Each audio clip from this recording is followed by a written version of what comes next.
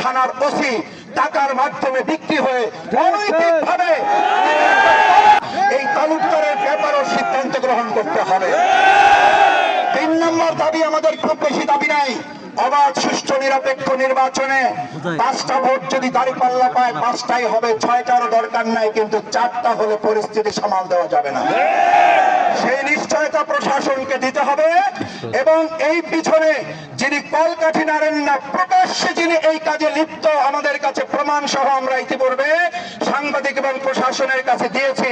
এই থানার ওসি টাকার মাধ্যমে বিক্রি হয়ে অনৈতিকভাবে বিক্রি হয়ে গেছে। এই বিক্রি হওয়া থানার ওসি আবার সুষ্ঠু নিরপেক্ষ নির্বাচন করতে পারে না। অবশ্যই এই ওসিকে প্রত্যাহারের ব্যবস্থা গ্রহণ করতে হবে।